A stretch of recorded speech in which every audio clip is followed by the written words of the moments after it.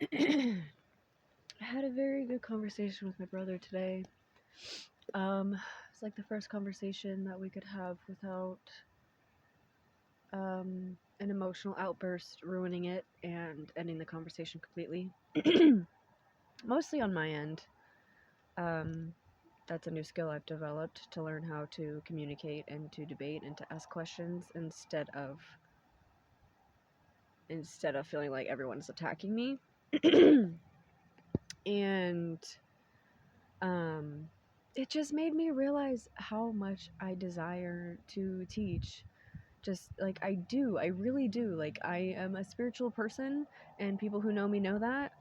And he was saying how he doesn't believe in that stuff, and I don't care what he believes. Like, it's just that, like, what I believe is because of science. Like, I would not believe this shit if I did not have scientific proof to back it up.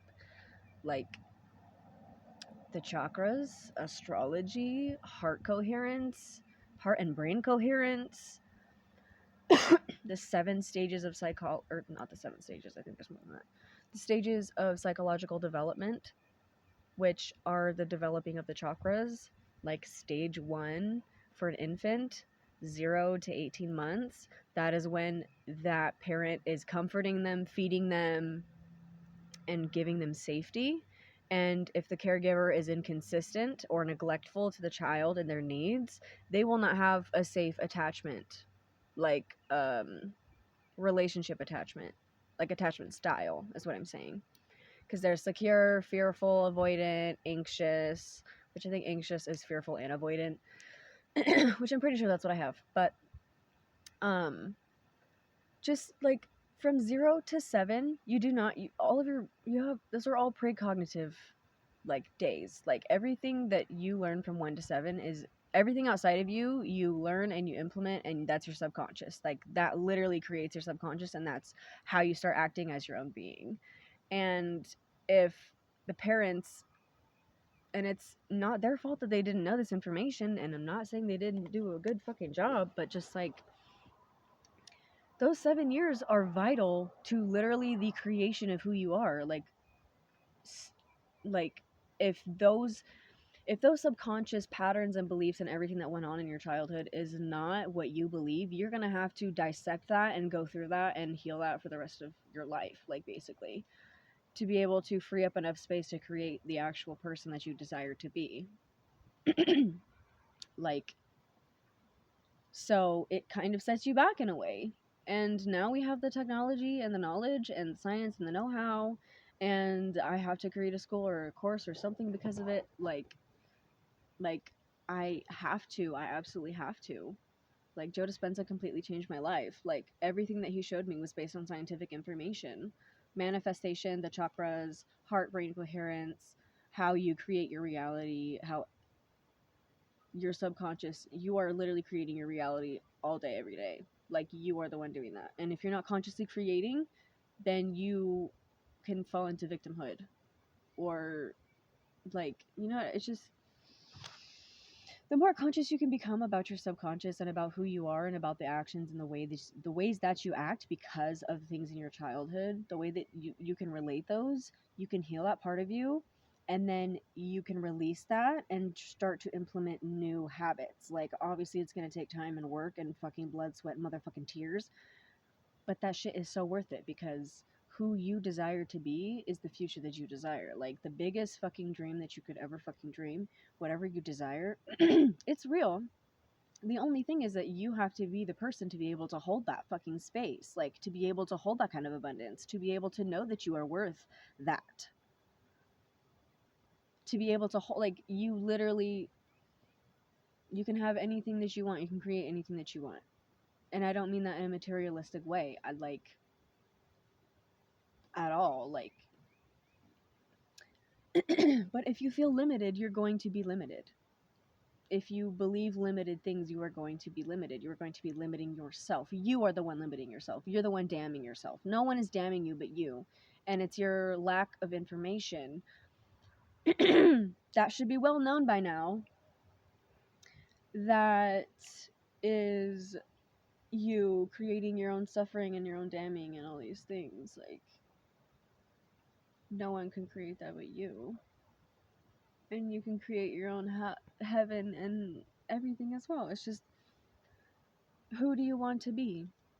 Who do you really desire to be? Do you actually act in the ways out loud in the material realm, the physical realm, the way that you desire? Like, are you acting as freely as you feel you should? Do you, like, express yourself fully? Like, being your most authentic self as loud as you can? Or as just, it doesn't even have to be loud. It's not loud. It's not a thing. It's just you. Being you is the most magnetic thing you could ever fucking do, because nobody is you but you. Because nobody has lived a goddamn day in your shoes. And it doesn't fucking matter if you grew up in the same house or the same family. Every parent is different to their child. Every person mirrors a different personality. Every person is different with other people. I am not my brother, so my mom's not going to treat me the same way she treats my brother. You know what I'm saying? And same with all the rest of my siblings. We are all completely different people.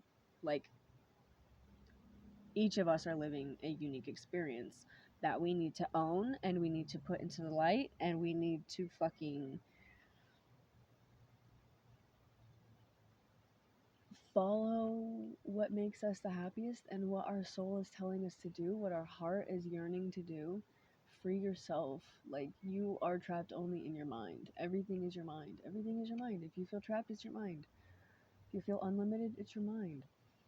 But the thing is that, at least in my experience, and Joe Dispenza says this as well, reality reflects what you believe. It reflects the subconscious beliefs that you have. So if your beliefs are negative, or if you believe you don't, or you're not worthy of these things, but you're desiring like a very nice life, but you don't feel it inside deeply in your soul that you deserve that, or that you are worthy of that, or it's just, it's etc etc. It's not just about your worth. There are so many beliefs that go into this, like beliefs about money as well, and beliefs about attachment to it, and beliefs about what success means to you, and all these things. It all affects everything, but everything is your beliefs, and your subconscious is going to reflect exactly back what you're thinking and what area of life you are fucking flashing your attention to, because that's what you're seeing.